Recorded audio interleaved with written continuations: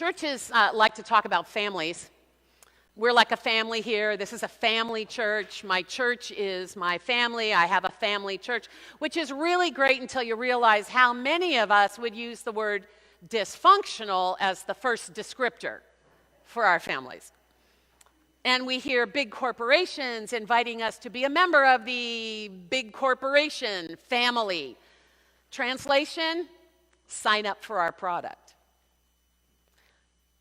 Now, when we say we feel like our church is our family or our church is family-like, we usually mean that we love the sense of inclusion, of belonging, of unity and affirmation. We've found a place where we are accepted for who we are, and our gifts are celebrated and used for good. Sometimes we're a little more honest about this. I just got back from annual conference, and last week before I was on my way to annual conference, somebody said, "What's annual conference and what do you do there?" And I said, "Well, I go to rehearse 30-year-old resentments and be with the people I love." Because I've been going to annual conference as a clergy person since 1981. And so it's very much like a family reunion with all of what's wonderful and dreadful and annoying about that.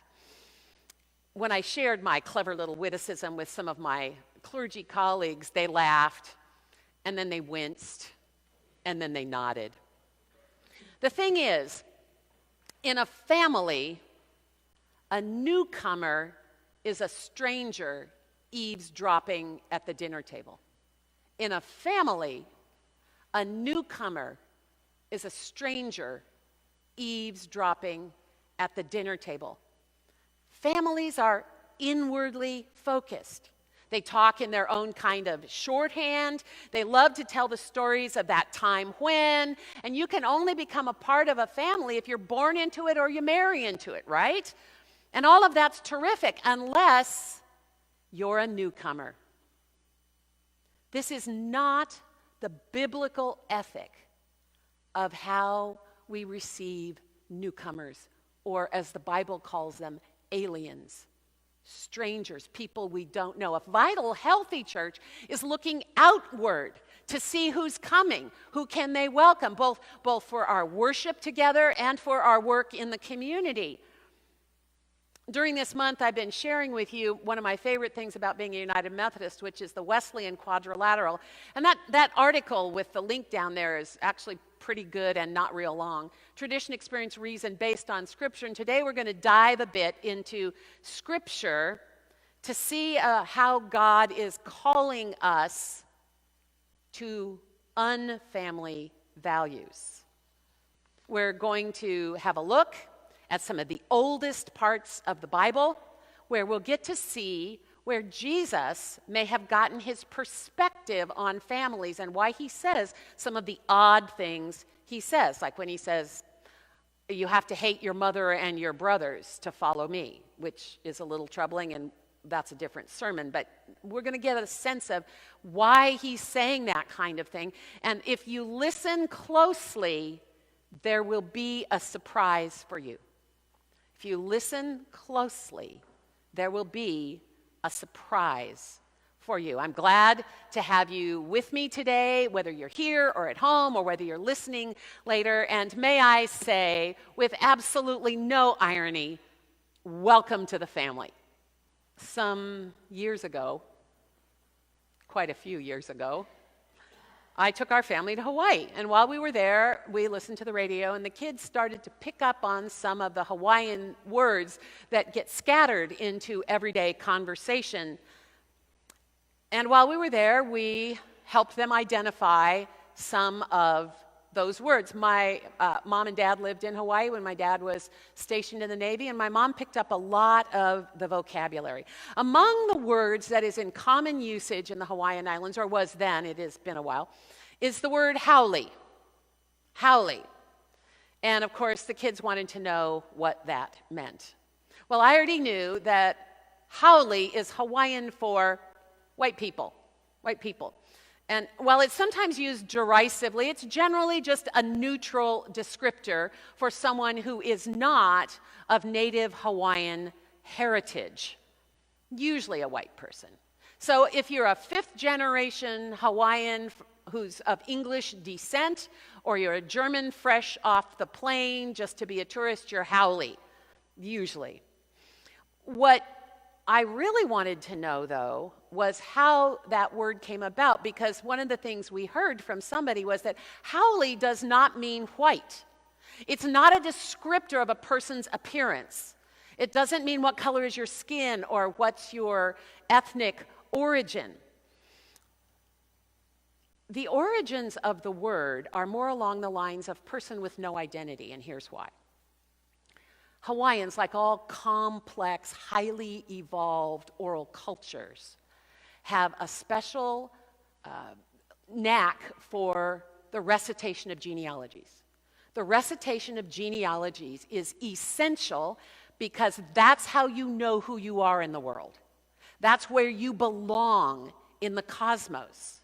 And so when white people arrived in Hawaii, and the native Hawaiians found they could not chant their genealogy, it was a sort of label of compassion and pity that these were people who didn't have a place in the cosmos, didn't have a place in the cosmos.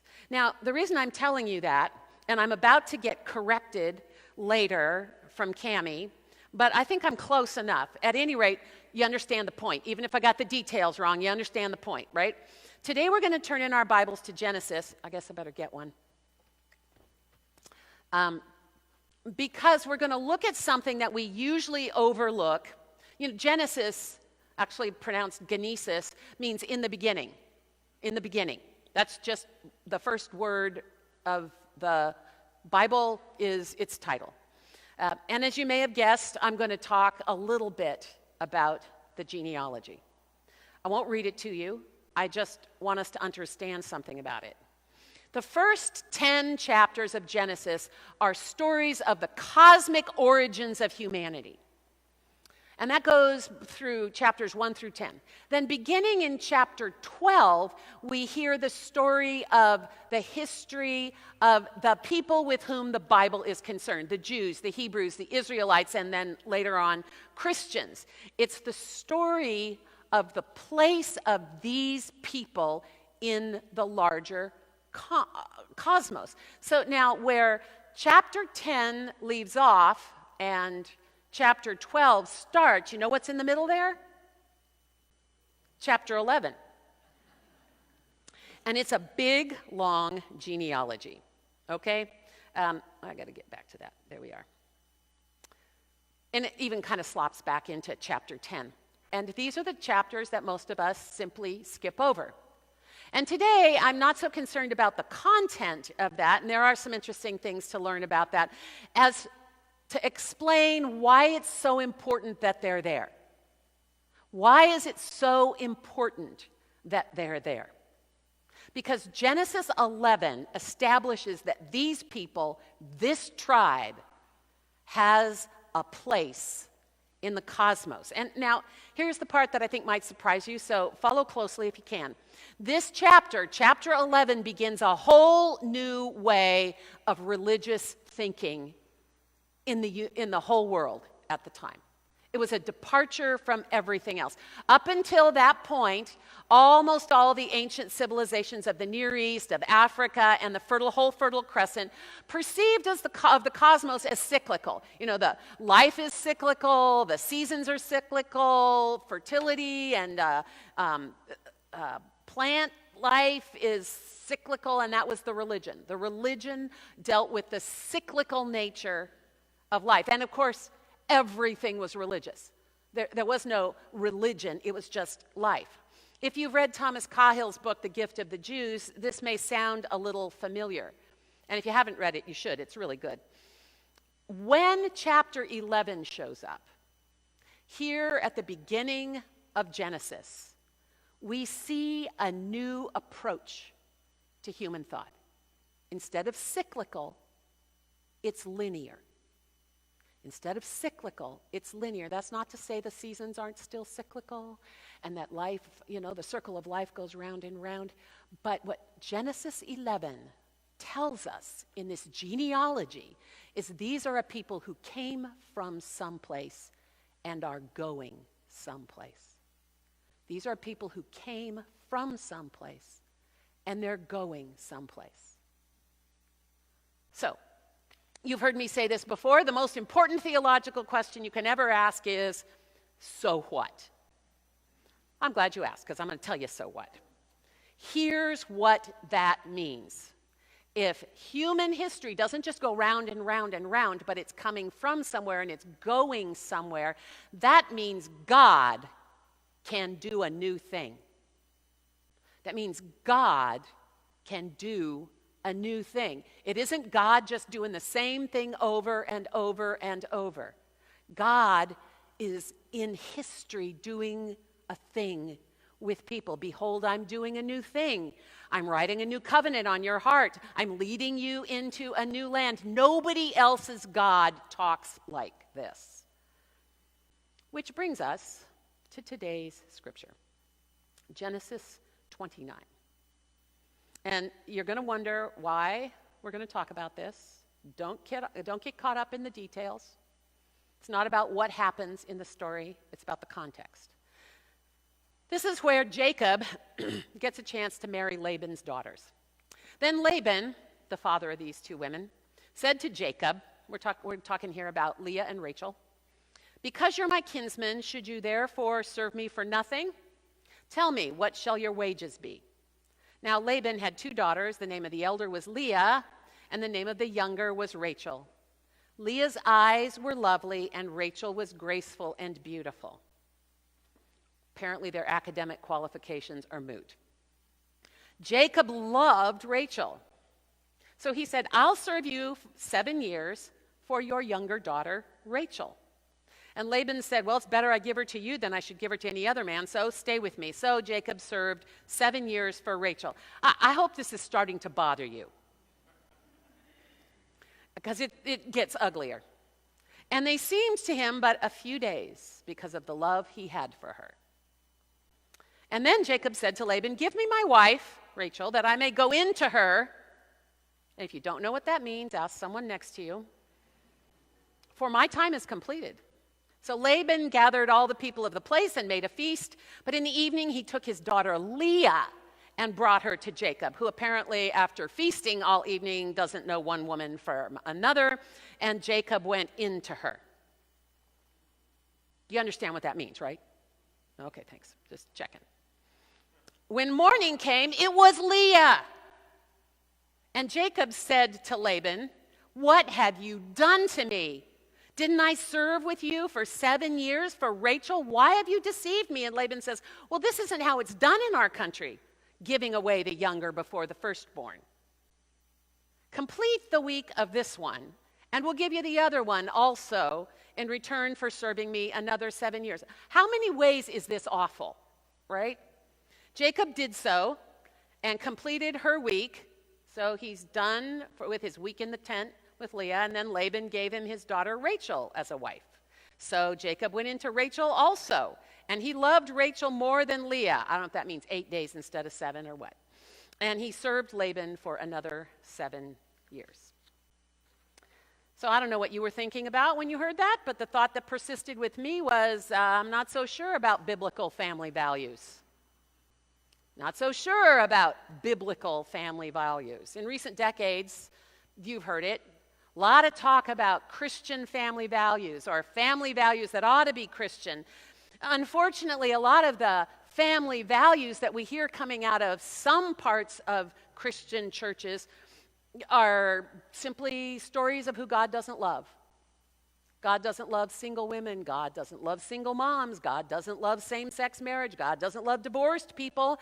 And apparently right now, God doesn't love women pastors. That for sure is another sermon for another day.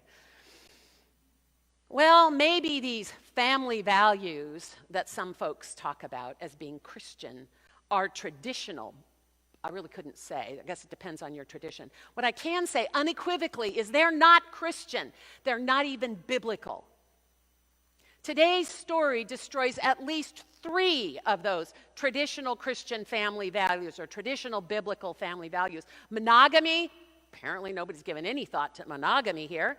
Marriage as being about love. I mean, Laban does love Rachel, but it's clearly a contractual exchange here.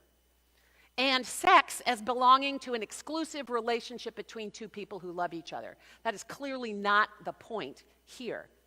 And we're not even going to talk about the buying and selling of women, because I'm already worked up from the Southern Baptists this week. Monogamy is not even a concept. Apparently, the fact that Jacob, one of the great patriarchs of our faith, is going to have at least 2 wives. And they don't really tell you, I didn't read the parentheses part. He also gets to have conjugal relations with their maids. So, furthermore, he finishes the week with Leah and then goes in directly to have a week with Rachel. This is not what they are teaching about safe sex in schools these days.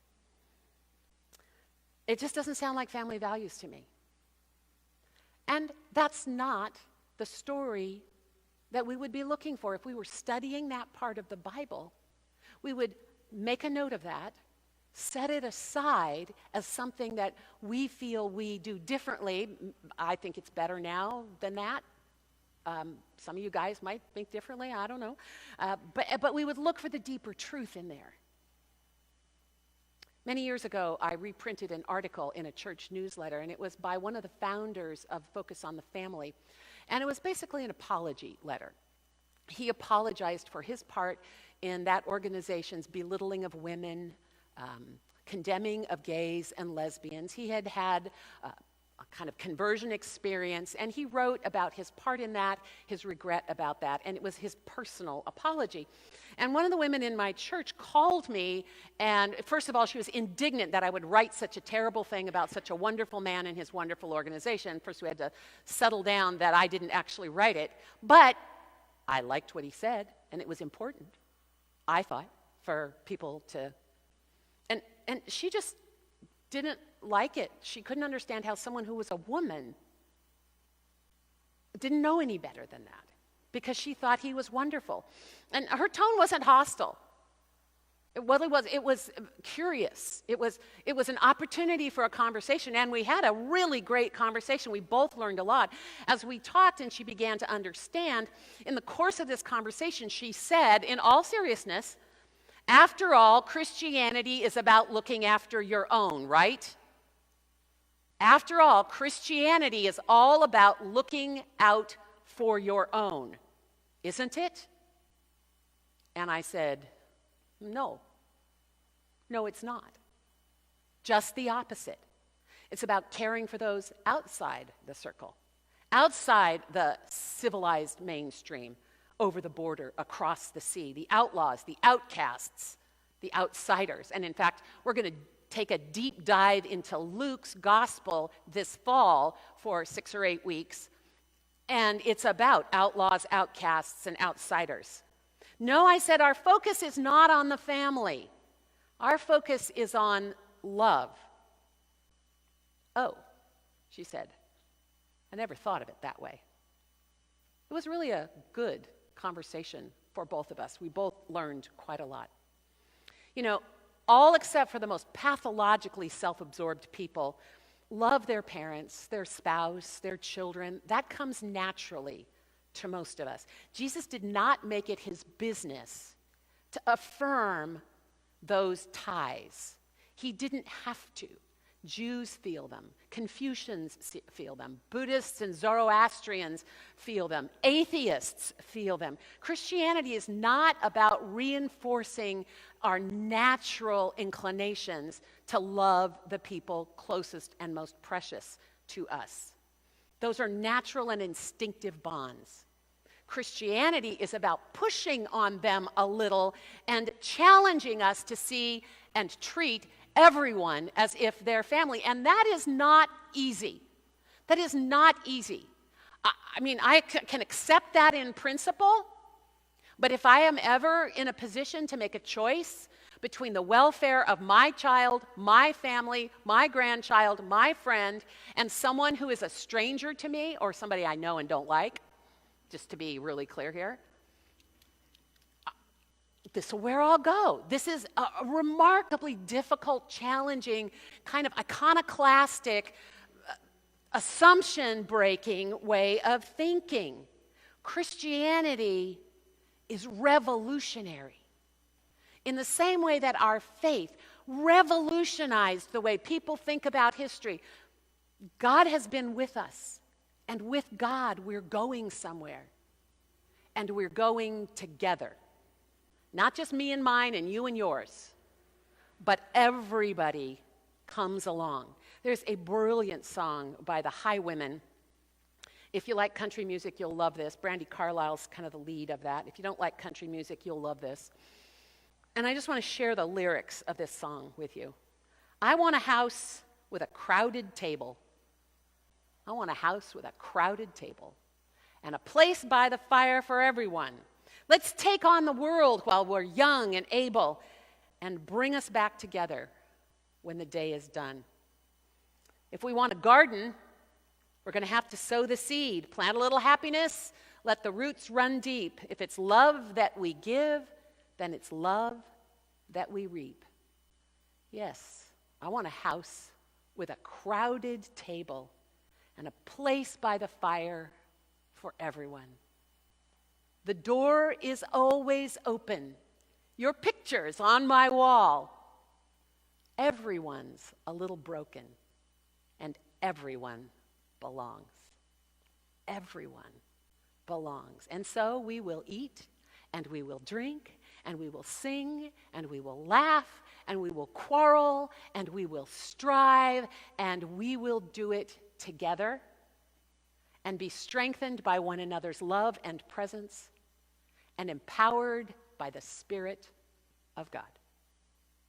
So, let's get busy.